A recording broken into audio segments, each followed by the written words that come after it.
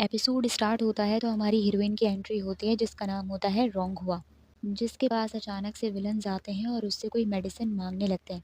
और उस मेडिसिन का नाम होता है ची हुआ पिल। जैसे ही वो ये मेडिसिन देने से इनकार करती है तो वो सारे विलन्स इस पर अटैक कर देते हैं। रोंग हुआ की फाइटिंग स्किल्स इतनी अच्छी नहीं होती, इसीलिए इसे बचाने के लिए हमारी हीरो की एंट्री होती है जिसका नाम होता है लिन। और वो खूब विलन से फाइट करता है। रोंग हुआ भी देखकर इसे हैरान हो जाती है कि आखिर ये है कौन और मेरी मदद क्यों कर रहा है। लिन इसे बचाकर वहाँ से ले जाता है। फिर ये इसे अपना इंट्रोडक्शन देता है, अपना नाम बताता है और कहता है कि तुम्हारे ही मास्टर ने मुझे यहाँ भेजा है तुम्हें बचाने के लिए। रोंग हुआ पर किसने अटैक किया होता है इस बारे में किसी को नहीं पता होता। तो रोंग हुआ अपनी सेफ्टी के लिए अपनी बहन को लेटर भिजवाती है कि तुम यहाँ पर अपने गार्ड्स भिजवाओ मेरी प्रोटेक्शन के लिए, और उसे बता देती है कि वो लिन के साथ है। इसकी बहन का नाम होता है रोंगसू। पहले तो ये लिन का नाम सुनकर परेशान हो जाती है कि आखिर ये लड़का कौन है और मेरी बहन के साथ क्या कर रहा है। और दूसरा, इन दोनों बहनों के आपस में ताल्लुकात अच्छे नहीं होते।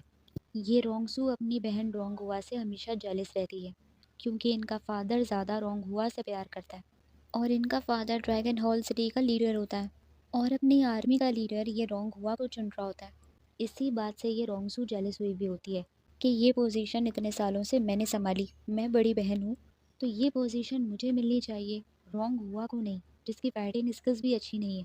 और ऊपर से इनके ड्रैगन हॉल सिटी की फेमस मेडिसिन ची हुआ पिल जो कि हर बीमारी का इलाज कर देती है, एक्सट्रीमली टॉक्सिक मेडिसिन होती है जो कि किसी को ख़त्म भी कर सकती है और किसी की जान भी बचा सकती है। मगर उसे यूज़ करने का तरीका ये है कि उस मेडिसिन को यूज़ करने के बाद उसका एंटीडोट भी ज़रूर लो। इनके पास उस मेडिसिन की पूरी फैक्ट्री होती है मगर उसमें से एक मेडिसिन कोई चुरा लेता है। उसी को ढूंढने के लिए रोंगहुआ गई होती है और उसे वो मिल भी जाती है। तो रोंगसू जो है वो अपने गार्ड्स को भेजती है लिन पर नज़र रखने के लिए, क्योंकि इसे इस पर शक हो रहा होता है कि आखिर ये है कौन और मेरी बहन के साथ क्यों है। दूसरी ही तरफ रोंगहुआ और लिन घर में बैठे होते हैं, वो किसी घर में ले आता है उसे। तो रोंगहुआ को लिन पे भरोसा नहीं हो रहा होता, वो उस पर शक कर रही होती है, इसीलिए वो यहाँ से भागने लगती है खिड़की के ज़रिए। मगर उसका पैर फिसल जाता है और वो वहीं गिर जाती है। शोर की आवाज़ सुनकर लिन वहाँ पहुँच जाता है और उसे गिरा हुआ देख लेता है। तो वो बहाना करने लगती है कि मैं खिड़की पे बैठकर सितारे देख रही थी आसमान पे। तो वो कहता है ओह अच्छा, तो आओ मैं तुम्हें सितारे दिखाता हूँ, और उसका हाथ पकड़ के उसे लेकर जाने लगता है। इतने में ही रोंगसू का असिस्टेंट इन्हें फॉलो करने लगता है। इस बात का एहसास लिन को हो जाता है कि इसे कोई फॉलो कर रहा है, तो वो फ़ौरन उसकी नज़रों से बचने के लिए चुप कर खड़ा हो जाता है और रोंगहुआ को भी बता देता है कि कोई हमें फॉलो कर रहा है। खैर अब वो उसे किसी के घर की छत पे बिठा देता है आसमान के सितारे दिखाने के लिए। तो रोंगहुआ इसकी एफर्ट्स देखकर इससे इम्प्रेस होने लगती है कि ये इतना बुरा भी नहीं है, और फिर गलती से इसका पाँव फिसल जाता है और ये उसके ऊपर ही गिर जाती है। लिन का रोंगहुआ के क्लोज आने का मकसद होता है उसके ड्रैगन हॉल सिटी पहुंचना। इसे वहां जाकर अपने फादर की डेथ का रीज़न जानना होता है, क्योंकि इसने अपनी माँ से सिर्फ इतना ही सुना है कि अपने फादर की डेथ का रीज़न उसे वहीं से पता चल सकता है। वहाँ आउटसाइडर्स अलाउ नहीं होते, इसीलिए ये रोंगहुआ के ज़रिए वहाँ पहुँचना चाहता है। इतने में रोंगहुआ फिर से कोई तमाशा करने लगती है बाहर। तो ये मुंह बनाने लगता है कि यार ये लड़की चैन से नहीं बैठेगी। बाहर आकर जब देखता है तो उसने पूरे कमरे का सत्यानाश किया हुआ होता है और वो इस पर इल्ज़ाम लगाने लगती है कि मेरी ची हुआ पिल गायब है, तो कहीं तुमने ही तो नहीं चुरा ली। जबकि ये ची हुआ पिल कोई इसने नहीं ली होती, वो जानबूझकर इस पर इल्ज़ाम लगा रही होती है यहाँ से भागने के लिए। तो वो क्या करता है कि उसके पास आता है और उसका हाथ पकड़कर अपनी बॉडी पर टच करने लगता है और कहता है कि तुम मेरी तलाशी ले सकती हो, मेरे पास कोई ची हुआ पिल नहीं है। अब इतने में रोंगसू के जितने भी गार्ड्स होते हैं वो इनके घर पर अटैक कर देते हैं लिन को ख़त्म करने के लिए। लिन अलर्ट हो जाता है और फ़ौरन इनके चाकुओं से बचने लगता है और साथ में रोंगहुआ को भी बहुत अच्छे तरीके से बचा रहा होता है। रोंगहुआ को बचाने के लिए उसके खुद के हाथ पर चोट लग जाती है। ये देखकर रोंगहुआ और इम्प्रेस हो जाती है कि मुझे बचाने के लिए ये इस हद तक जा रहा है कि खुद जख्म खा रहा है, मुझे लगने नहीं दे रहा। रोंगहुआ समझ जाती है कि इसकी बहन ने ये गार्ड्स भेजे हैं और इन चाकुओं के अंदर जहर है जो अब लिन को लग गया है। तो वो आती है बाहर अपनी बहन से बात करने के लिए और इसे मना करती है कि लिन को कोई नुकसान ना पहुंचाओ, वो बुरा नहीं है, अच्छा है। मुझे बचाने के लिए उसने खुद जख्म खा लिया, इसीलिए अपनी बहन से एंटीडोट मांगने लगती है जो जहर उसकी बॉडी में गया है। मगर वो दे नहीं रही होती और कहती है कि मुझे लिन पर भरोसा नहीं है। तो रोंग हुआ को गुस्सा आ जाता है और वो उसे 2 बातें सुनाती है, तो ये उससे लड़ने लगती है। तो रोंग हुआ को बचाने के लिए दोबारा लिन आ जाता है और उसकी बहन से फाइट करने लगता है। खैर अब बात को ख़त्म करने के लिए रोंग हुआ अपनी बहन को वो ची हुआ पिल देती है और कहती है कि ये ड्रैगन ऑलरेडी ले जाओ। अब एंटीडोट तो इसके पास होता नहीं है, तो ये टेम्पररी इसके ज़ख्म पर मरहम लगाने लगती है और दूसरे दिन फ़ौरन इसे अपने साथ ड्रैगन हॉल 3 ले आती है, जिससे लिन का यहाँ आने का मकसद पूरा हो जाता है। वहाँ आते ही ये अपनी बहन से ची हुआ पिल मांगती है और जैसे ही डब्बा खोल कर देखती है तो उसमें ची हुआ पिल नहीं होती। सब हैरान हो जाते हैं और रोंगसू पर शक करने लगते हैं कि कहीं इसने तो ची हुआ पिल नहीं चुरा ली। मगर रोंग हुआ कहती है कि ची हुआ पिल मुझे मिली ही नहीं। जब रोंगसू की इतनी अच्छी फाइटिंग स्किल्स होने के बाद भी उसे नहीं मिली, तो मुझे क्या मिलेगी। रोंग हुआ का फादर उसे देखने लगता है और कहता है कि आखिर तुम हो कौन। तब रोंग हुआ इसका इंट्रोडक्शन देती है कि इसने मेरी काफ़ी बार जान बचाई है और यहाँ मैं इसे इसलिए लेकर आई हूँ ताकि इसकी बॉडी में जो जहर गया है उसका इलाज कर सकूँ।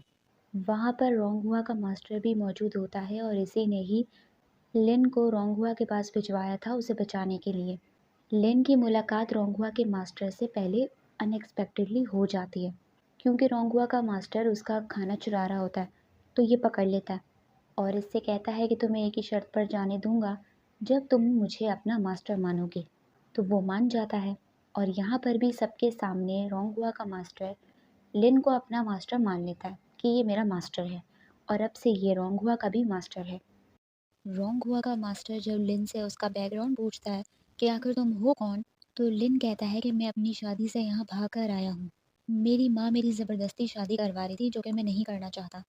खैर अब रोंगहुआ पर जिन विलन्स ने अटैक करा था, फादर को लग रहा होता है वो सब रोंगसू ने करवाया है, क्योंकि इन सबको इस पर शक होता है कि ये रोंगहुआ को नुकसान पहुँचा सकती है ताकि वो आर्मी की लीडर ना बने।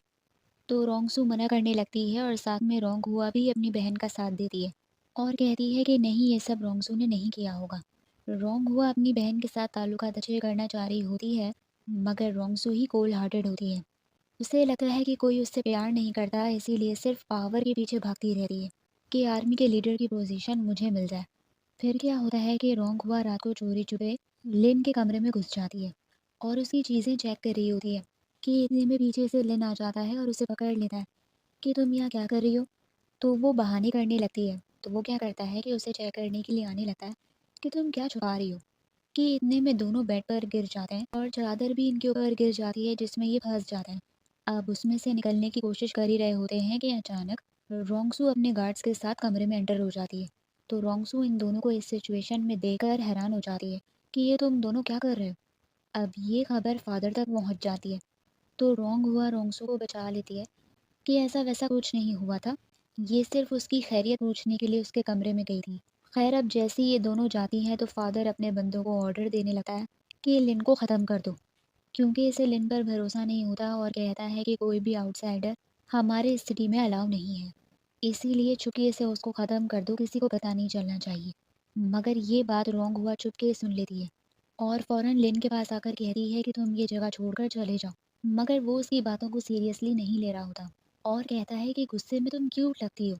ये उसे बहाने से भगा रही होती है, मगर ये जाता ही नहीं है। इतने में ही इनके सिटी के बाहर लिन का दोस्त आ जाता है इसे लेने के लिए और उसका नाम होता है ये जाओ और कह रहा होता है कि चलो, माँ तुम्हें वापस बुला रही है, तुम शादी छोड़ के कैसे आ सकते हो। मगर लिन उसकी बात नहीं मानता और वापस अंदर चला जाता है। खैर अब ये जाओ की नोक-झोंक रोंगसू से होने लगती है। ये भी यहीं शहर के बाहर बैठ जाता है कि मैं इस लिन को वापस लेकर ही जाऊँगा।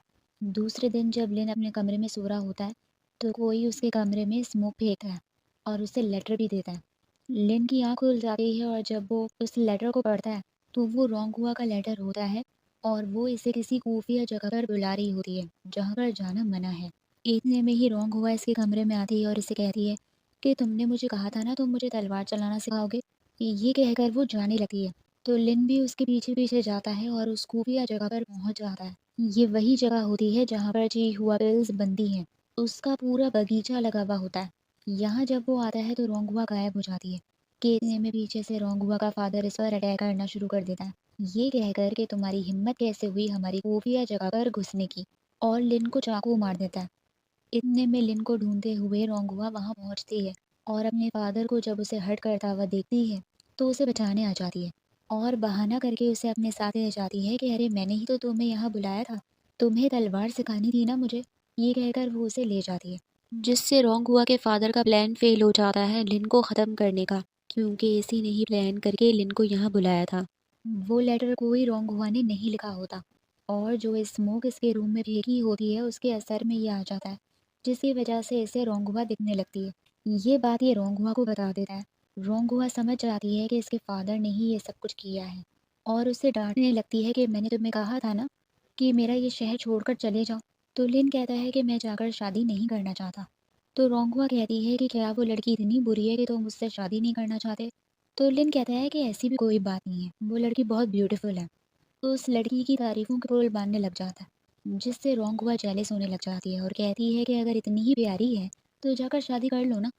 तो कहता है कि चाहे कितनी भी प्यारी क्यों ना हो, मगर इस ज़िंदगी में तो वो मेरी वाइफ़ नहीं बन सकती, क्योंकि मैं उससे प्यार ही नहीं करता। ये सुनकर रोंगहुआ बड़ी खुश होने लगती है।